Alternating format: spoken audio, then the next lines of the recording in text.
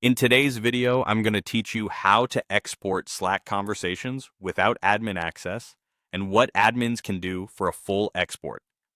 If you don't have admin privileges in your Slack workspace, exporting conversations officially isn't available, but you still have a few practical options to capture what you need. The simplest approach is manual copy and paste. Open the channel or direct message, scroll to the messages you want, select the text, and paste it into a document or note. For clarity later, include the sender's name, the timestamp, and any links. If a message includes a file or image, paste the link and a brief description so you know what was shared.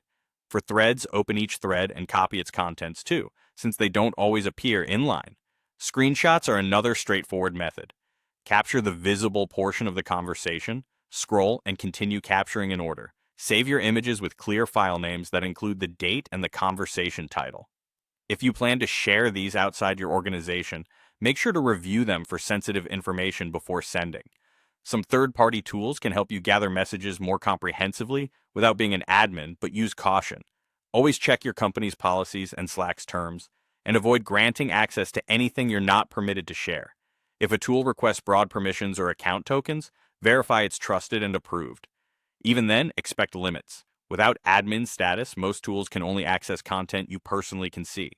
Now, if you do have administrative access, or you can request help from someone who does, the official route is Slack's built-in import-export data tool.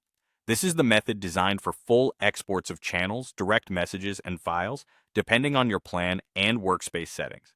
An admin can go to the workspace settings in Slack, open the Import-Export Data section, choose what to export, set a date range, and submit the request. When the export is ready, they'll receive a downloadable archive that preserves the structure and metadata much better than manual methods. This is the right choice for audits, legal needs, or complete backups. Whichever approach you use, keep privacy and compliance in mind. Only capture and share content you're allowed to, label your files clearly so they're easy to review, and consider storing exports in a secure, access-controlled location. With these tips, you'll be able to document Slack conversations effectively, whether you're working manually or coordinating with an admin for a full export.